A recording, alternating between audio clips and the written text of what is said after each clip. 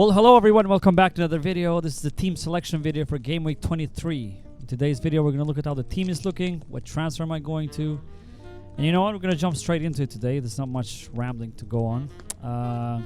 We've got a Saturday deadline. Later than usual, we don't have a 1:30 game as per usual. We happen to have on Saturdays. So, plus Arsenal, Liverpool, Chelsea, and City are all playing on Saturday, and not some other teams, so probably Sunday is going to be boring. But let's just jump straight into it today. Let's not waste any time because there's a lot to go into. Let's just go to the fantasy app over here and see how the team. I already talked about my rank, and I had a bad game week. I'm currently on 35k from 21k I was last, so I had a big drop in rank. Obviously Trent damaged me, and this is how the team is looking. As you can see, if you can remember from my last video, I've already made one transfer. I've sold Jackson for GAKPO. I made this early transfer. I was going to make this transfer anyway. This was set already from last game week, so I wanted to cash on the price rise of GAKPO. I didn't want to miss out on the price rise. Jackson dropped, but it didn't affect me because I bought him for 7.9. He dropped from 8.0 to 7.9, so that didn't affect me. But GAKPO went to 7.5 for 7.4, which I bought him. But if you remember my plan from the last game week, which was to sell Gabriel and Gomez and bring in. So I have 3 free transfers. I already made one, obviously GAKPO for Jackson, and I was planning for with the other 2 transfer to bring in TRENT for Gabriel and Gomez for sell Gomez for Mikolenko. But you know what? Midweek I thought, you know what? Fuck Trent. You know what? Fuck him. Because I know he's every content creator's sweetheart. Trent Alexander-Arnold. Oh my god. Every time they talk about him, their mouths just begin to water. Everybody loves Trent, and they talk to him like he's, the greatest player to have ever graced this game. But I made my feelings very obvious the entire season about Trent. I haven't owned him for a single game week. He's damaged me only twice this game week because he hasn't been outstanding. He's not hitting nowhere near the numbers. Trent Alexander-Arnold has 1 goal and 4 or 5 assists this season. And it cost I think increased to 7.4 or 3 now. 7.4 million. I can name you many players. I have 2 of them in my team that have more attacking returns than Trent. Lewis Hall, the likes of Kirkes, Eina, Gabriel Magalhaes, who cost way cheaper, and you don't need to damage the entire team structure to bring him in. So I thought, that's a hill I'm willing to die on. Even with a double game week. That's a hill I'm willing to die on. Is he going to probably damage me and ruin my entire season? Likely. But I don't care, as I said. I'm willing to die on that hill. I'm not going to own Trent. I decided. I was ready to make the transfers. I was ready. I talked about it in my last video on Monday. My plan. But I just thought, Gabriel, selling Gabriel, who is the biggest attacking threat at the moment for Arsenal, including the strikers, because their attack is horrible. Selling him. And let's not forget that Gabriel had an assist not counted a couple of game weeks ago. Unfairly. Okay? So, I wasn't willing to do that. And look, if Trent gets an assist, Trent got 1 goal in the entire season, which was lucky deflected goal against the shitty West Ham just before they sacked their manager. Let's not forget about that, okay? Let's not forget about that. And Gabriel had that assist not counted. And probably a couple of goals just that were so near. And I'm like, if Trent keeps a clean sheet and scores like he did last week, or gets an assist, yes, he's more likely to get bonus. But if he doesn't get that clean sheet, he ends up in 4 or 5 points, which is nothing crazy.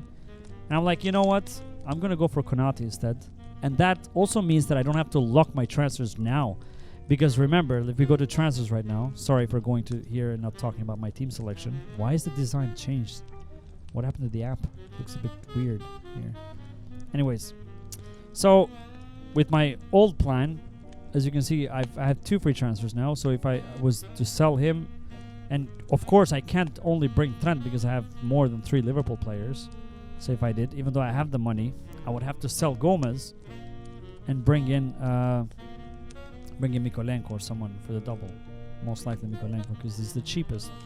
And I don't really, I'm not that much fuss about that. I think I'm only going to bring one Everton player. I don't care if they have a double. So this was the original plan. But now I'm thinking, you know what? I can just do Gomez to Konate. We go here to Liverpool. Like this. That saves me a transfer. I mean, I'm probably either way going to bring in Mykolenko.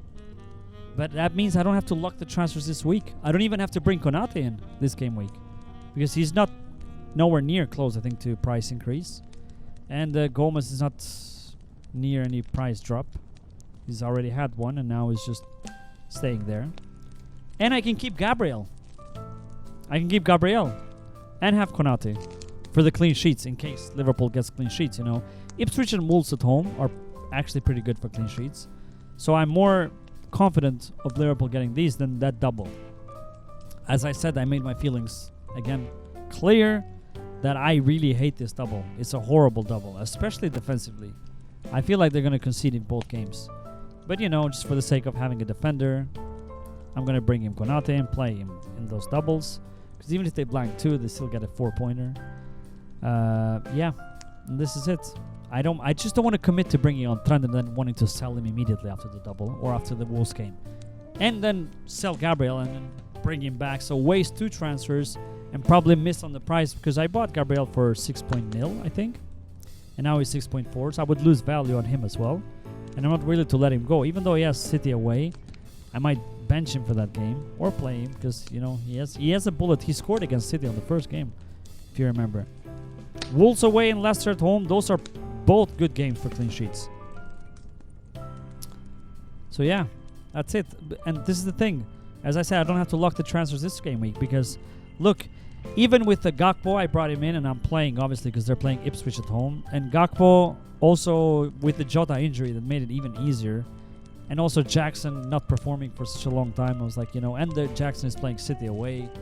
Their fixtures are turning a little bit. So I was like, yeah, you know what? It's a good time to bring GAKPO. And I really, as I said, I really like Ipswich and Wolves at home. Even though I don't like the double with both being away. But attacking-wise, I never care if they're playing difficult teams because they can still, the Salah can get goals, GAKPO can get goals. They can still lose the game and get goals. But yeah, now I have Rodgers on the bench, which I don't like. When I had Jackson in, I was gonna bench Jackson and play Rodgers. So I don't really know. Like, look, Gordon Southampton away. There's no way I'm benching Gordon or Isak. Just out of the way. Salah and GAKPO Ipswich at home. I mean, no brainer because City beat Ipswich 6-0 just last game. City, we were like, oh, City. I said City is back. They're back at their best and they go and lose from a winning position against PSG last night. I don't know what's happening to City. They're just, I don't know, just nowhere near good enough. So Ipswich at home, no brainer. And then I have Wood Bournemouth away. I could bench Wood, but then it's just Wood. He's been scoring against any team. Palmer, Man City away. Is it worth benching Palmer with a high ownership if he actually goes and does something? And especially seeing City, capitulate against PSG. I'm worried. I cannot bench him because he has such a high ownership. Mbeumo is the only one. Mbeumo is the only option that I can bench for Rodgers. Otherwise, I don't know. Mbeumo or Wood. I really don't know what to do. I might actually end up benching Mbeumo because Crystal Palace, they've been looking very good lately. And I don't think, Brentford away also, they've had the only game that performed well was Southampton away. All the other games, they haven't been that well. So I really want Rodgers. Rodgers at home has been doing amazing. So yeah, this is my dilemma that I have. So I might end up with this team like this. Benching Mbeumo, which looks criminal, but it is what it is. Definitely going to play Mbeumo next game week. And then on defense, the reason why I don't have to bring Konate in this game week is because who do you bench? Do you bench Lewis Hall, Southampton away? No way I'm doing that. Not only you can get attacking returns, but it's a good for clean sheet as well. Munoz, Brentford at home. Again, no way. Munoz has been back-to-back clean sheets. And he's so close to attacking return because he's so attacking. And Brentford at home looks like a good game week. And Gabriel, Wolves away. I mean, if there's any game to get a clean sheet, you would think is this one. Like, would you bench Gabriel if you had Konate? I mean, maybe, but like, Ipswich at home seems fine, but you know, if it's always one of those, like Ipswich can get just a deflected goal and the clean sheet gone. Well, Gabriel has at least an attacking threat as well. If they lose the clean sheet, he can go and get a bullet header from a corner, set piece of C. Raya, you know, Raya is going to be there. I flirted with the idea of, you know, selling Raya for Pickford for the double, but I just think I want to commit to that. I don't like it. I don't like Everton defense. And now with the Moyes, I don't think they're going to be as good defensively. They might be better attacking-wise, but I don't think there's going to be as good defensively, so I'm just not willing to commit to Pickford. Yeah, I think the only player for the double I'm going to bring is Mykolenko.